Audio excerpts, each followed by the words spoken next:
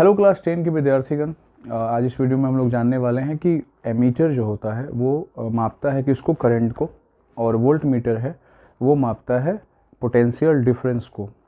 तो हम ये जानने वाले हैं इस वीडियो में कि एमीटर को सीरीज़ में क्यों अरेंज करा जाता है और वोल्ट मीटर को क्यों पैरेलली अरेंज किया जाता है। तो इन दो बातों का जवाब आपको इस वीडियो में मिलेगा, तो आखिर तक आप इस वीडियो को देखें। अगर अच्छा लगे तो लाइक करें, चैनल को सब्सक्राइब करें। चलिए ठीक है, शुरुआत करते हैं इस वीडियो को।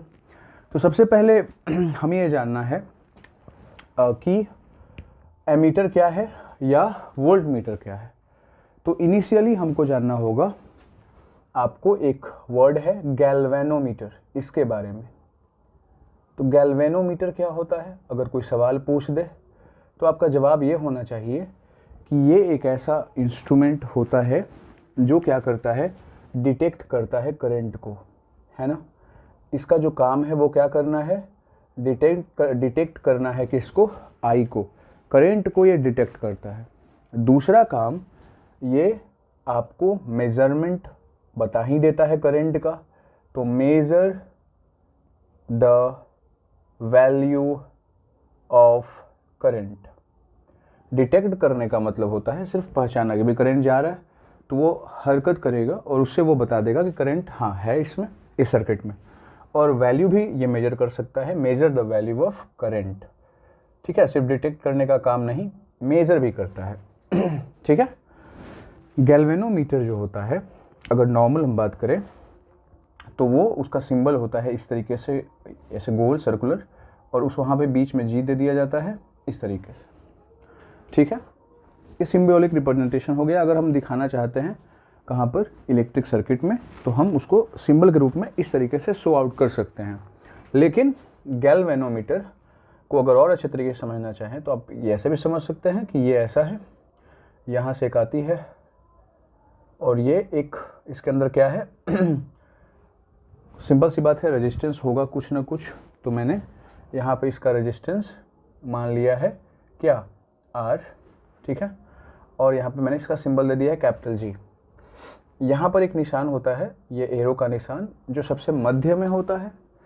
और ये जब मध्य में होता है या मिडिल में होता है तो इसको बोला जाता है नल पॉइंट। ठीक है, ये नल पॉइंट है। और जैसे ही करंट मूव करेगा तो करंट के मूवमेंट के लिए यहाँ पर दो रास्ते हैं, एक इधर से करंट जा सकता है, एक इधर से भी आ सकता है। ठीक है, तो जब इधर से करंट जाएगा तो इसका डिफ्लेक्शन होगा एक पार्टिकुलर तरीके से, और यदि इधर से आता है तो भी एक पार्टिकुलर डायरेक्शन में इसका डिफ्लेक्शन होगा। मतलब ऐसे नहीं रहेगा। ये कब रहेगा, जब कोई भी करंट फ्लो ना करेगा और वो बीच में रहेगा। ठीक है, तो अगर जैसे ही करंट इधर से इधर आएगा ये डिफ्लेक्शन होगा, और डिफ्लेक्शन कैसा होगा, इस तरीके का, ऐसा डिफ्लेक्शन होगा। और अगर इधर से इधर आएगा तो डिफ्लेक्शन कैसा होगा, इस तरीके का होगा डिफ्लेक्शन, ऐसा। बातें समझ में आ गई। तो ये क्या करता है, डिटेक्ट करता है करंट को, major the value of current. और इसका जो रेंज होता है, रेंज समझते हैं, अगर कोई स्केल है तो स्केल जो छोटा वाला होता है उसका एक रेंज होता है, वो बहुत ही छोटा होता है। उस स्केल से आप बड़े चीज़ों को नापने में आपको बहुत डिफ़िकल्टी होती है। ठीक है, तो उसी तरीके से इसका भी एक रेंज है। और वो रेंज जो है वो, अगर हम नॉर्मल गैल्वेनोमीटर की बात करें तो वो स्टार्टिंग होगा 0 मिली एम्पियर से 5 मिली एम्पियर तक। यहाँ ये लास्ट इसका होता है 5 मिली एम्पियर तक। तो स्टार्टिंग करेगा 0 मिली एम्पियर से और लास्ट में जाएगा कहाँ तक, 5 मिली एम्पियर तक। 5 मिली एम्पियर मीन्स क्या, 5 × 10⁻³ होगा एम्पियर। जो भी वैल्यू माइनस में होता है वो बहुत ही छोटा वैल्यू होता है। ये मैंने इसमें डिवाइड किया है 1 2 3 0 से, बिकॉज मिली एम्पियर है। ठीक है ना, मैंने एम्पियर मिली लिख दिया है, इसको आप मिली एम्पियर लिखो। और kilo, hecto, decametre, deci, centimetre आपको याद होगा, उससे आप कंपेयर कर लो। जहाँ पे मीटर या ग्राम होता है वहाँ पर एम्पियर रखो, और जहाँ पे मिली ग्राम है या मिली कुछ भी है वहाँ पर मिली एम्पियर रखो। आप देखोगे कि आपको डिवाइड करना होगा, कितना से डिवाइड करना होगा, 3 0 से, क्योंकि 3 स्थान नीचे है। तो इतना तो बेसिक पता होगा सबको। तो ये बहुत ही छोटा होता है। तो हम यहाँ कह सकते हैं measure the value of current सही है, बट क्या करेगा, है ना, डिटेक्ट या measure a small value of current, ठीक है, मेजर ए स्मॉल वैल्यू या वीक वैल्यू ऑफ करंट, ठीक है। मेजर तो करता है बट कैसा वैल्यू मेजर करता है, तो वीक करंट का वैल्यू मेजर करता है। क्यों, अगर कोई सवाल पूछेगा, बताना है रेंज उतना नहीं है, ठीक है। रेंज उतना क्यों नहीं है, क्योंकि इसमें जो यूज हुआ है ये रेजिस्टेंस यहाँ पर या कोई भी मतलब मटेरियल यूज हुआ है उसका मेल्टिंग पॉइंट क्या है, कम है, या ज़्यादा अगर करंट इससे फ्लो करेगा तो उसको ब्लो आउट कर देगा, मतलब क्या कर देगा, एक तरह से फ्यूज कर देगा, ख़राब कर देगा। तो इसका एक फिक्स होता है कि भाई 5 मिली एम्पियर मैक्सिमम है, उससे ज़्यादा करंट जाने पे दिक्कत हो जाएगी इसको, ठीक है। तो measure small value of current, आप साफ साफ देख रहे हो नल पॉइंट पे ये ऐसे रहा, जैसे ही मैंने यहाँ से करंट ऐसे मूव कराया तो ये ऐसे हो गया, और मैंने ऐसे कराया तो ऐसे हो गया। इसका मतलब ये है कि हम ध्यानपूर्वक अगर इसको ऑब्जर्व करें तो हमें डायरेक्शन के बारे में भी पता चल जाएगा, नहीं तो इसका मतलब ये हुआ कि हमें स्मॉल वैल्यू तो देता है करंट का, बट उसके साथ साथ ये क्या करेगा, डिटेक्ट करेगा किसको, detect the direction of current, detect the direction of I. I का डायरेक्शन ये डिटेक्ट करेगा बहुत ही ईजिली, बहुत ही आसानी से ये आई के वैल्यू को डिटेक्ट कर सकता, डायरेक्शन को डिटेक्ट कर सकता है, ठीक है। तो ये मेनली काम है। फिर इसमें बदलाव लाया जाता है और बदलाव ला करके गैल्वेनोमीटर को ए मीटर में या वोल्ट मीटर में चेंज किया जाता है, ठीक है। जैसे अगर हम कहें यहाँ पर, तो यहाँ से एक ऐसे आता है इस तरीके से, और यहाँ पर एक लिया जाता है रेजिस्टेंस, ठीक है ना, जो बहुत ही क्या होता है, स्मॉल होता है, बहुत ही स्मॉल, बहुत ही छोटा रेजिस्टेंस वाला एक वहाँ पर हम यूज करते हैं। कहने का अर्थ यह है कि हम एक रास्ता तैयार करते हैं। जैसे मान लीजिए इस वायर से मैंने 2 एम्पियर फ्लो कराया करंट, तो यदि ये नहीं लगा हुआ रहता, अगर ये सपोज नहीं है ऊपर वाला पोर्शन, तो ये एक ही रास्ता उसको मिलता, तो यहाँ से जाता, और इसका मैक्सिमम जो रेंज है वो 5 मिली एम्पियर है। तो ये 2 एम्पियर को मेजर नहीं कर सकता था कौन, गैल्वेनोमीटर। तो हमने क्या किया, हमने उपाय लगाया, हमने कहा कि ठीक है, हम एक रास्ता दे देते हैं, यहाँ से कुछ करंट का वैल्यू यहाँ से जाएगा, कुछ करंट का वैल्यू यहाँ से जाएगा, ठीक है। और इससे मैक्सिमम कितना जा सकता है, 5 मिली एम्पियर, तो 5 मिली एम्पियर इधर चला गया, और जो बाकी बच गया, यानी आप कह सकते हैं 1.95 ऐसे बोल सकते हैं, 1.95 मिली एम्पियर या एम्पियर बोल लीजिए, ये तो 5 मिली एम्पियर है ना। तो इसको सबसे पहले मिली एम्पियर में चेंज करेंगे, तो जो वैल्यू इसमें चला गया ना इस तरीके से, इसके अलावा जो बच गया वो इससे जाएगा, और इसका रेजिस्टेंस बहुत स्मॉल है तो इससे आसानी से ये गुजर जाएगा, इधर से गुजर जाएगा, ठीक है। तो यहाँ पर जो मैक्सिमम पॉइंट होगा 5 मिली एम्पियर, वो इसके मैक्सिमम वैल्यू को शो आउट करेगा जो इससे गुजरेगा, है ना। तो यहाँ से रीड करके हम यहाँ से क्या गुजरेगा ये हम निर्धारित करते हैं, जो अभी इस क्लास में आपको नहीं जानना है, वो आगे के क्लासेज में आपको बताया जाएगा। तत्काल मैं ज़्यादा इसमें डीपली नहीं जाता हूँ, मैं जितना समझाना चाहता था लगभग आप समझ चुके होंगे कि हम इसी में परिवर्तन करते हैं, और यहाँ पर एक लगाते हैं जिसका नेग्लिवर रेजिस्टेंस होता है, जिसको हम लोग एक नाम से जानते हैं, इसको बोला जाता है शंट, ठीक है ना, शंट बोला जाता है। और इसका काम यही है कि गैल्वेनोमीटर को एक तरह से प्रोटेक्ट करता है, और गैल्वेनोमीटर को अलाउ करता है कि भाई आप बड़े से बड़े करंट को भी आप क्या करो, मेजर करो, क्योंकि आपका जो वैल्यू है वो ज़्यादा नहीं है, रेंज ज़्यादा नहीं है, तो मेरी सहायता से आप कर सकते हो। इसके बारे में डीपली अध्ययन बाद में क्लासेज में है, 11-12 में आप जाओगे आपको पता चलेगा। तत्काल इसको यहीं पे छोड़ देते हैं। हमारी जो चर्चा का मेन जो फोकस था वो था कि ए मीटर को क्यों सजाया जाता है सीरीज़ में, और उसका जो रेजिस्टेंस होता है वो क्यों लो रखा जाता है, और वोल्ट मीटर को सजाया जाता है पैरेलल, और उसका रेजिस्टेंस हाई क्यों रखा जाता है। तो भी बिना उदाहरण के आपको समझ में नहीं आएगा, तो चलिए शुरुआत करते हैं उसकी, और कुछ उदाहरणों से हम इस बात का क्लियरिफिकेशन करते हैं कि ऐसा क्यों कहा जाता है। तो हमने ये जान लिया कि गैल्वेनोमीटर का ही एक क्या बोल सकते हैं पुत्र हैं, कौन, ए मीटर एंड वोल्ट मीटर। इतना तो क्लियर हो गया। अब बात करते हैं सबसे पहले हम ए मीटर की। We go for the ammeter. Ammeter हो गई, ठीक है। ए मीटर का काम क्या है, करंट के वैल्यू को मेजर करना। तो देखिए मैं अगर नॉर्मल तरीके से अगर यहाँ पे एक पोटेंशियल डिफरेंस क्रिएट करूँ, ठीक है, फिर यहाँ पर कोई इलेक्ट्रिक अप्लायंस है या जो भी है, या रेजिस्टेंस मान लेते हैं यहाँ पे है, और इस रेजिस्टेंस का वैल्यू है यहाँ पर, और इस पोटेंशियल डिफरेंस का कुछ ना कुछ वैल्यू है, ठीक है। मैं यहाँ पे पोटेंशियल डिफरेंस का वैल्यू 12 वोल्ट मान लेता हूँ और रेजिस्टेंस का वैल्यू मान लेता हूँ 3 ओम, ठीक है। और एक इलेक्ट्रिक सर्किट है, पोटेंशियल डिफरेंस क्रिएट किया, रेजिस्टेंस वहाँ पे है एक, तो यहाँ से सिंपल सी बात है करंट भी जाएगा। पोटेंशियल डिफरेंस करते ही करंट जाता है ना, बताया गया था।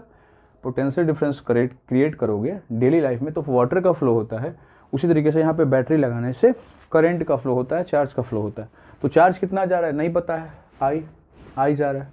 तो क्या हम पोटेंशियल डिफरेंस और रेजिस्टेंस की सहायता से आई का वैल्यू निकाल सकते हैं? जवाब आएगा बिल्कुल निकाल सकते हैं। कैसे निकाल सकते हैं? आई बराबर एक फॉर्मूला होता है V/R। बोले ये आया कहाँ से? तो V is equal to IR, ये ओम्स लॉ हमने पढ़ा था और इससे हमारा ये आ गया है। तो इससे ये लाना कितना आसान है, आई जहाँ पे है वहीं छोड़ दिया हमने, V जहाँ पे है छोड़ दिया, R मल्टीप्लाई में है डिवीजन में लेके आ गए। बहुत ही आसानी से हम ऐसा समझा सकते हैं किसी को या लिख सकते हैं। V is equal to IR, उससे हमने I is equal to V/R लिखा। क्या हम वैल्यू निकाल सकते हैं अब? तो बिल्कुल निकाल सकते हैं। कितना होगा? 12 पोटेंशियल डिफरेंस, R 3 कैंसिल होगा, कितना होगा? 4 एम्पियर। तो 4 एम्पियर इसका वैल्यू हुआ। यानी एक इलेक्ट्रिक सर्किट है, अगर उसका पोटेंशियल डिफरेंस हमें मालूम है, उसका रेजिस्टेंस हमें मालूम है, तो आई हम फटाफट निकाल सकते हैं नॉर्मल। इसमें कोई छेड़छाड़ नहीं करी गई है, तो ये ओरिजिनल वैल्यू है आई का। ऐसा सर्किट होगा, आई का वैल्यू 4 एम्पियर आएगा, इसमें कोई संदेह नहीं है। अब बढ़ते हैं आगे, देखिए ध्यान से सुनिएगा। ये हो गया आपका रेजिस्टेंस और फिर यहाँ पे लगाया गया है ammeter and we go for this.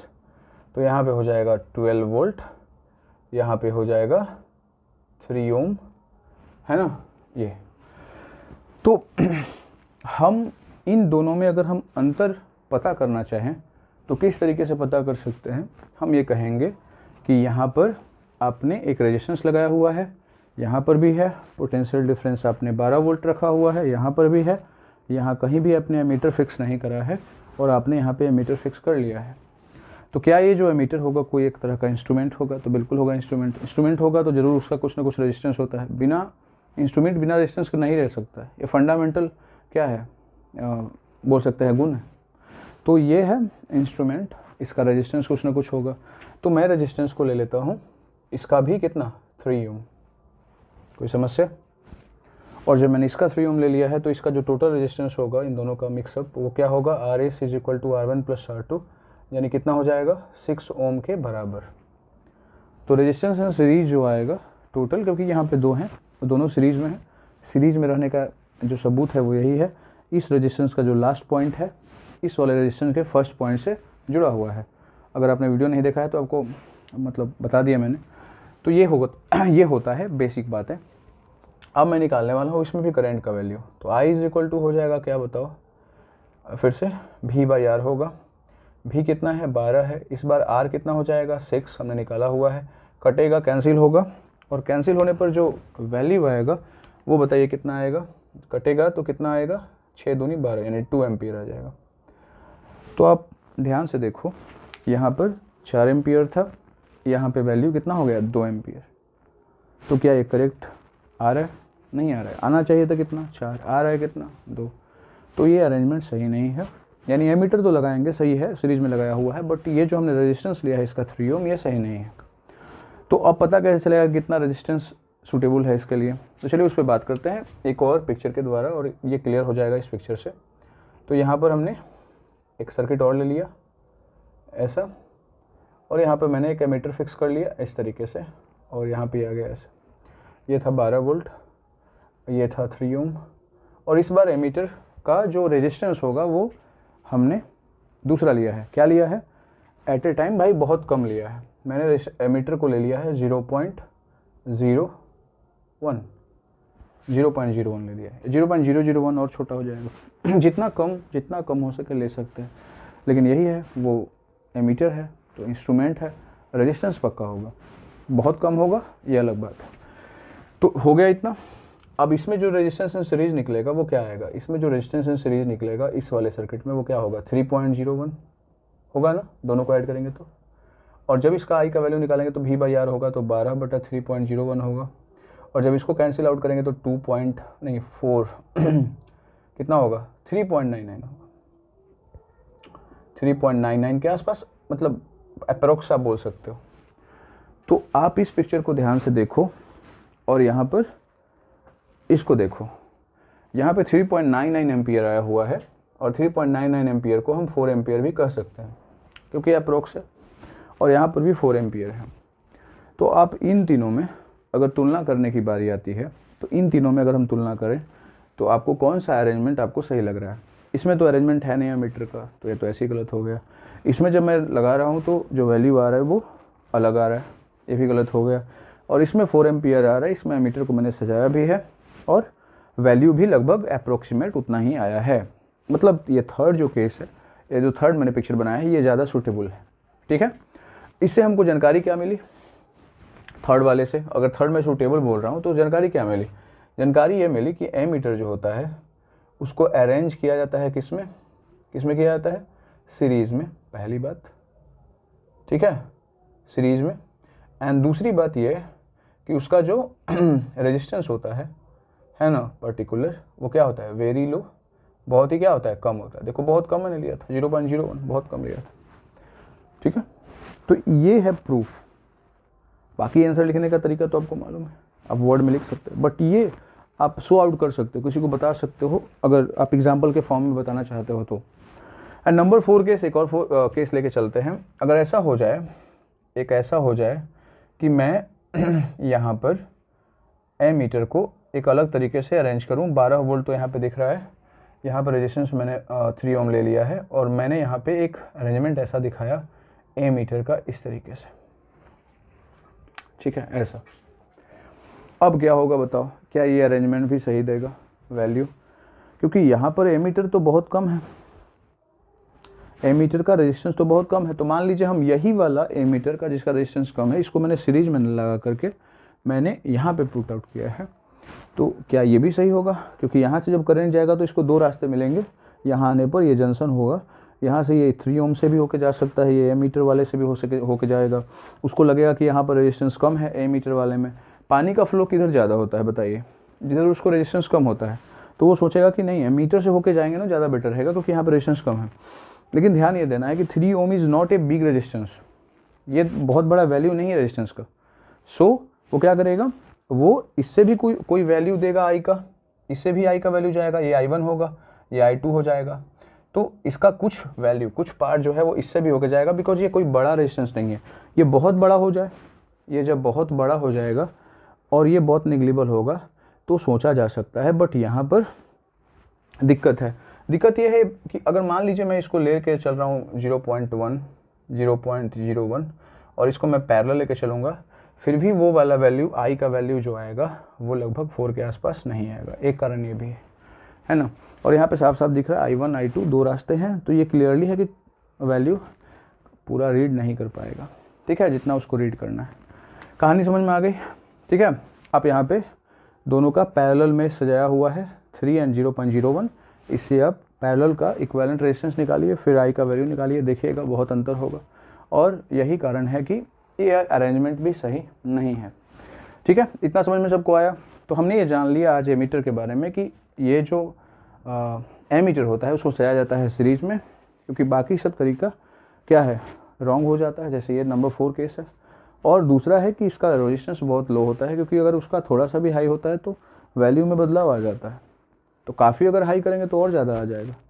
मैंने 3 किया तो ये हाफ कर दिया, 4 एम्पियर से 2 एम्पियर। मैं इसको 5 करूँगा तो और कम होगा, 6 करूँगा और कम होगा, 0 में चला जाएगा फिर। तो इसका मतलब ये हुआ कि ये सबसे बेस्ट तरीका है कौन सा, जो थर्ड तरीका है जिसमें सजाया गया है किसको, एमीटर को। चलिए अब बात करते हैं, और बात करते हैं किसका, वोल्ट मीटर का। वोल्ट मीटर को भी आप इसी तरीके से एग्जाम्पल के साथ समझ सकते हैं और उसको भी किसी को समझा सकते हैं। ठीक है, इससे बेस्ट पे मुझे नहीं लगता कि कोई होगा। ऐसे नॉर्मली आप थ्योरिकली समझाना किसी को चाहेंगे तो वो नहीं समझ पाएगा उतना बढ़िया तरीके से जैसे एग्जाम्पल के द्वारा समझता है। तो चलिए यहाँ पर हेडिंग देंगे हम। हेडिंग हमारा क्या होने वाला है, वोल्ट मीटर। और वोल्ट मीटर में भी हम एक कोई ले लेंगे यहाँ पर पोटेंशियल डिफरेंस 12 वोल्ट का। फिर यहाँ पर हम ये ले लेंगे, ठीक है, इस तरीके से। कोई दिक्कत है? यहाँ पर रेजिस्टेंस हमने ले लिया है कितना, 3 ओम का, सेम ले रहे हैं। तो आई का वैल्यू कितना आएगा, 12/3 यानी कितना, 4 एम्पियर। ये ओरिजिनली ऐसा ही होगा, है ना, जैसा उसमें था वैसा इसमें, क्योंकि हमने कुछ अलग इसमें नहीं किया है। अब अलग करेंगे। अलग क्या करने वाले हैं, ये हो जाएगा आपका पोटेंशियल डिफरेंस 12 वोल्ट का, और यहाँ पे ये हो जाएगा आपका रेजिस्टेंस, ठीक है, इस तरीके से। ये मैं 3 ओम ही ले लेता हूँ, ठीक है। अब मैंने इसको 3 ओम ले लिया है, तो मैं अब क्या करूँगा, वोल्ट मीटर लगाऊंगा। और वोल्ट मीटर जो है मैं ऐसे लगा लेता हूँ, इस तरीके से वोल्ट मीटर मैंने लगा लिया। और इस वोल्ट मीटर का भी वैल्यू जो है मैं 3 ओम ले लेता हूँ, ठीक है। तो इससे आई का वैल्यू में क्या प्रभाव पड़ेगा आप देख लो। आई इज इक्वल टू क्या होगा, पहले तो इसका हम निकाल लेते हैं। इक्विवेलेंट रेजिस्टेंस जो होता है पैरेलल में, उसका फॉर्मूला होता है, आपने पढ़ा होगा, जब 2 रहता है तो R1 × R2 और नीचे होता है R1 + R2।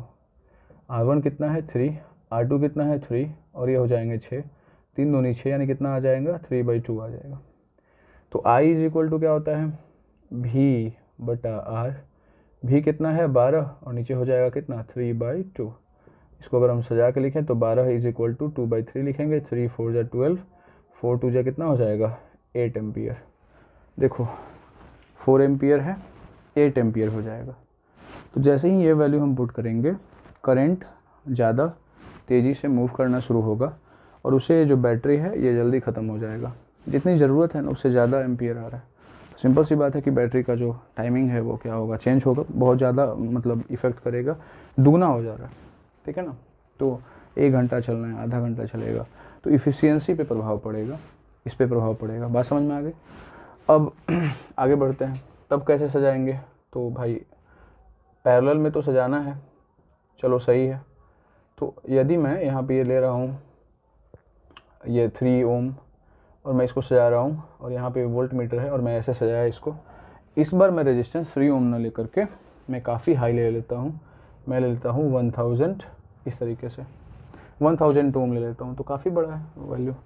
इसमें जब वैल्यू निकालेंगे तो क्या होगा, फार्मूला इक्विवेलेंट रेजिस्टेंस का क्या होता है, रेजिस्टेंस का क्या होता है, R1 × R2 यानी क्या हो जाएगा, 3000 हो जाएगा ना, 1000 × 3 यानी 3000 जोड़ेंगे तो क्या हो जाएगा 1003। जो वैल्यू आएगा वो लगभग कितना आएगा, 2.99 के आसपास आएगा, ठीक है। 2.99 मतलब क्या हो गया, अप्रोक्स कितना हो गया, 3 ओम हो गया, 3 ओम रेजिस्टेंस आ रहा है, ठीक है। अब इसमें जो आई का वैल्यू होगा वो क्या होगा, V/R 12/3 कटेगा, कितना होगा, 4 ओम, 4 एम्पियर। देखो यहाँ पे फर्स्ट केस में 4 एम्पियर था ओरिजिनल, यहाँ पे जब मैंने सजाया तो 4 एम्पियर ही रहा, कोई प्रभाव नहीं करंट में ज़्यादा, अप्रोक्स उतना ही। तो इसमें भी ये वाला केस नहीं होगा, बिकॉज हमने रेजिस्टेंस ज़्यादा नहीं लिया है, पैरेलल ही तो सजाया है मैंने, बट ज़्यादा नहीं लिया है। यहाँ पर देखो कोई बदलाव नहीं, तो ये अरेंजमेंट सही है, केस नंबर 3। एक और जो लास्ट में हम करना चाहेंगे इस वीडियो में वो ये है, ये हो जाएगा आपका 12 वोल्ट, ये हो जाएगा आपका 3 ओम, और इसके आगे हमने वोल्ट मीटर इसी में लगा लिया, ठीक है ना, इस तरीके से। और मैंने इसका रख लिया है कि 1000 वैल्यू हम ले लेते हैं इसका, तो ये कितना हो जाएगा, 1003। अब जब 12 में 1003 से वैल्यू हम डिवाइड करेंगे तो क्या होगा बताओ, ये वैल्यू 0 समथिंग आएगा, जो बहुत ही छोटा होगा। तो जब करंट का वैल्यू ही बहुत छोटा होगा इस सर्किट में, इतना कम होगा कि कोई भी इलेक्ट्रिक अप्लायंस चल ही नहीं पाएगा, क्योंकि थोड़ा सा तो वोल्टेज चाहिए ना। ये लाइट चल रही है, यहाँ पे फ़ैन चल रहा है, उसके लिए कुछ तो एम्पियर चाहिए, वो प्रोवाइड ये कर ही नहीं पाएगा। जब इस अरेंजमेंट में हम इसको सजा देंगे, सारा तो रोक देगा रास्ते में ही, 3 ओम नहीं रोक पाएगा, लेकिन ये भी रोक लेगा। वाटर का फ्लो के लिए रास्ता यही है, यहाँ से जितना चला जाएगा, बट यहाँ पे बहुत ज़्यादा रोक देगा, जिस कारण से ये पॉसिबल अरेंजमेंट सही नहीं है। तो सूटेबल अरेंजमेंट क्या है, 3rd नंबर। माने क्या, अगर हम पैरेलली से जाते हैं, किसको, वोल्ट मीटर को, तो ज़्यादा सही है, पहला पॉइंट। दूसरा पॉइंट कि उसका रेजिस्टेंस क्या रखना है, बहुत हाई रखना है। तो मैं आशा करता हूँ कि ये जो सवाल था कि रेजिस्टेंस ज़्यादा होता है वोल्ट मीटर का और पैरेलली से जाया जाता है, और वोल्ट मीटर का ज़्यादा होता है और जो ए मीटर होता है उसका रेजिस्टेंस कम होता है, और उसको सजाया जाता है सीरीज में, क्यों? इसका जवाब आप भली भांति आप जान चुके होंगे। चलिए इस वीडियो में मत इतना ही, आपका देखने के लिए आप लोगों का धन्यवाद।